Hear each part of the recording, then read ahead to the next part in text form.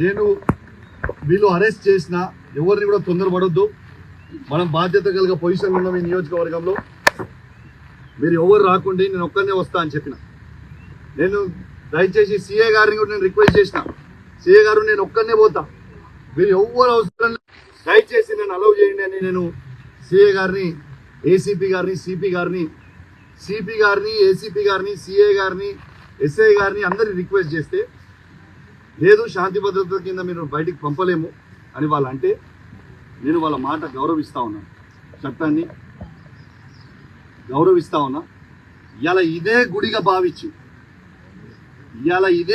భావించి ఇవాళ పోలీసుల సాక్షిగా యావత్ మీడియా సాక్షిగా ఇవాళ ఇక్కడనే స్నానం చేసి మన హనుమంతుని కొండగట్టు హనుమంతుని పట్టణం తీసుకొని వీడినే ప్రమాణం చేస్తా అని చెప్పి సందర్భంగా తెలియజేస్తూ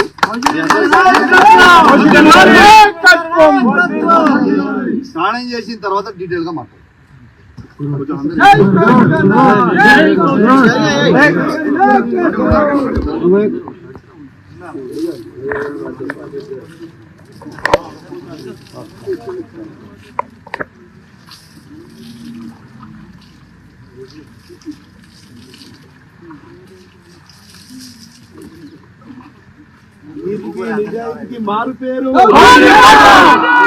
నిజాయితీకి మారు పేరు కౌశిక్ రెడ్డి గారి నాయకత్వం.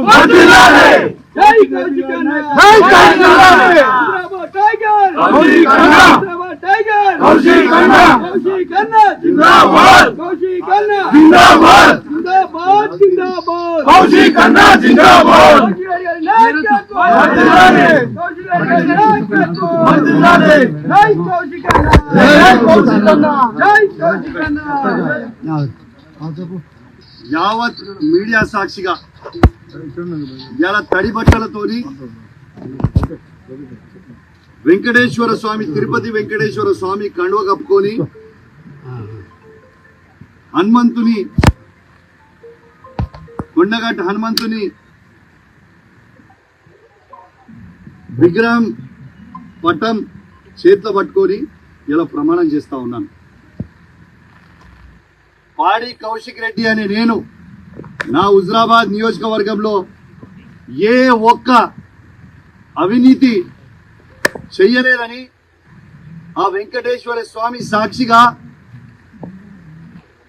హనుమంతుని సాక్షిగా, చెల్పూర్ హనుమాన్ స్వామి సాక్షిగా ప్రమాణం చేసి చెప్తా ఉన్నానని చెప్పి సందర్భంగా తెలియజేస్తాను. యావత్ తెలంగాణ ప్రజలకి తెలవాలని ఒక బాధ్యత కలిగిన శాసనసభ్యునిగా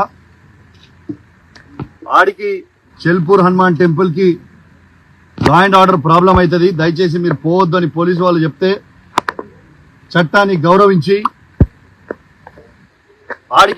ఆడికి పోనీయకపోయినప్పటికీ నా ఇంట్లోనే వెంకటేశ్వర స్వామి, తిరుపతి వెంకటేశ్వర స్వామి కండువ కప్పుకొని హనుమంతుని పటం పట్టుకొని ఇలా మీ మీడియా సాక్షిగా తడి బట్టలతోని స్నానం చేసి నేను ఎటు విధంగా ఎక్కడ కూడా నేను అవినీతికి పాలు పడలేదు అని ఇలా స్వయంగా నిరూపించిన అని చెప్పి సందర్భంగా తెలియజేస్తా ఉన్నాను.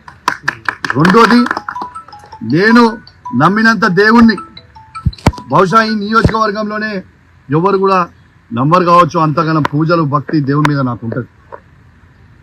ఇలా నేను ఒక్కటే అడుగుతా ఉన్నాను పొన్నం ప్రభాకర్ గారు, మీరు అధికారంలో ఉన్నారు, మీరు సవాల్ విసిరినరు, మీ సవాల్ని నేను స్వీకరించి పోదామనే టైంలో ఈ పోలీసు వాళ్ళని పెట్టి నన్ను ఎందుకు అడ్డుకుంటారని నేను అడుగుతా ఉన్నాను. ఇవాళ నా నీతి నిజాయితీని నేను ప్రూవ్ చేసుకున్నా. ఇవాళ ఎవరి కోసమో నీ కోసమో కాదు, ఏ ప్రజలైతే నాకు ఓటేసి నన్ను గెలిపించిండ్రో ఆ ప్రజల కోసం నా నిజాయితీ తెలవాలని ఒక ఉద్దేశంతో ఇవాళ నేను పెట్టుకోవడానికి వచ్చి ప్రమాణం చేసినా అని చెప్పి సందర్భంగా తెలియజేస్తా ఉన్నాను. నేను పొన్నం ప్రభాకర్ గారిని ఒక్కటే చెప్తా ఉన్నా, మీకు ఫ్లై యాష్ లో మీరు 100 కోట్ల అవినీతి చేసిరని నేను బహిరంగంగా చెప్పడం జరిగింది. మీరు ఎందుకు ఇయ్యాలటి దాకా ఆ ఫ్లై యాష్ మీద మీరు స్పందిస్తలేరు? ఎందుకంటే మీరు అవినీతి చేసిరు కాబట్టే మీరు స్పందిస్తలేరా?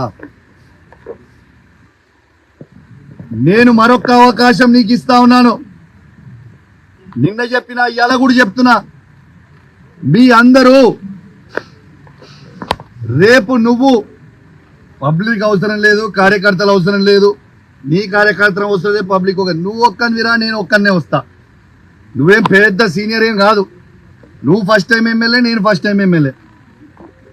ఇద్దరం కలిసి పోదాం. నువ్వు ఈ 100 కోట్ల అవినీతి చెయ్యలేదని ప్రమాణం చెయ్యి. నేను నీకు బహిరంగంగా క్షమాపణ చెప్తా. ప్లస్ నువ్వు ఫ్లై యాష్తో పాటు ఓవర్లోడ్ లారీలను ఎందుకు ఆపుతలేరు? ఆ ఓవర్లోడ్ పోయే లారీలో నాకు ఒక్క రూపాయి కూడా నేను తీసుకోలేదు, నాకు సంబంధం లేదు అనేది నువ్వు ప్రమాణం చేయాలి. ట్రాన్స్పోర్ట్ మినిస్టర్గా నువ్వు ప్రమాణం చేస్తే నేను క్షమాపణ చెప్తా. ఓవర్లోడ్ లారీలు పోతలేవు అని చెప్పే ధైర్యం, దమ్ము ధైర్యం నీకుందా? రెడ్ హ్యాండెడ్గా నా దగ్గర ఉంది, నేను చూపిస్తా.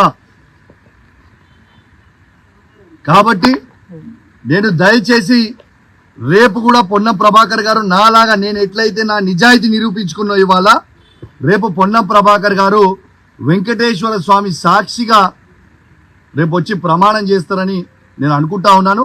రేపు నేను మాత్రం ఖచ్చితంగా అపోలో టీటీడీ వెంకటేశ్వర స్వామి టెంపుల్ దగ్గరికి నేను ఖచ్చితంగా పోతాను. రేపాడ నీకోసం 11 గంటలకి వెయిట్ చేస్తాను.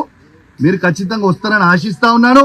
ప్రభుత్వం మీదే, పోలీసు వాళ్ళతో నన్ను అరెస్ట్ చేపియొద్దు, మీరు కూడా అరెస్ట్ కావద్దు. మీరు ఎందుకంటే ప్రభుత్వం మీరే, మంత్రి మీరే, ఏం లొల్లి లేదు. మొత్తం సెక్యూరిటీ పెట్టు, అందరినీ సెక్యూరిటీ పెట్టుకొని మన ఇద్దరమే వయసొద్దాం. టెంపుల్ లోపలికి పూజారులు ఉంటారు, ఆడ వయసొద్దాం. తడి బట్టలు ఇద్దరం గుడిలోనే స్నానం చేద్దాం, ఇద్దరం లోపలికి పోయి ప్రమాణం చేద్దామని తెలియజేస్తా ఉన్నాను. నేను సిపి గారిని ఇంకొకటి కూడా కోరుతా ఉన్నాను. పాపం పోలీస్ వాళ్ళు ప్రజల భద్రత కోసం ఇలా సెక్యూరిటీ విధిస్తే, సెక్యూరిటీ ఆడ చేసిరు, దీని లా అండ్ ఆర్డర్ ప్రాబ్లం అవుతుంది అంటే, ఇప్పుడే నేను ఒక వీడియో చూసిన సోషల్ మీడియాలో, ఒకసారి ఆ వీడియో చూడండి. జమ్మికుంట ఎస్ఐ రాజేష్ గారి మీదకి ఏ విధంగా కాంగ్రెస్ గుండాలు ఏ విధంగా ప్రవర్తిస్తున్నారో ఒక్కసారి మీరు చూడండి. నేను దయచేసి సిపి గారిని కోరుతా ఉన్నా, డీజీపీ గారిని కోరుతా ఉన్నాను, ఒక్కసారి మీరు చూడండి ఎస్ఐ గారి మీదకి ఎట్లా పడుతున్నారో. ఖచ్చితంగా కొట్టనికే పోతున్నారు ఎస్ఐని. నేను డీజీపీ గారిని, సిపి గారిని, ఐజీ గారిని కోరుతా ఉన్నా,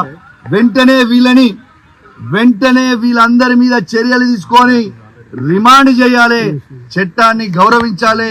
ఎందుకంటే ఆ ఘోరమైన చట్టానికి లోబడే ఉండాల్సిన పరిస్థితి ఉంటుంది. కాబట్టి ఎవరెవరైతే ఇవాళ పోలీసు వాళ్ళ మీదకి తిరగబడ్డారో వాళ్ళందరి మీద కేసులు చేయండి అని నేను దయచేసి డీజీపీ గారిని, సిపి గారిని కూడా రిక్వెస్ట్ చేస్తా ఉన్నాను.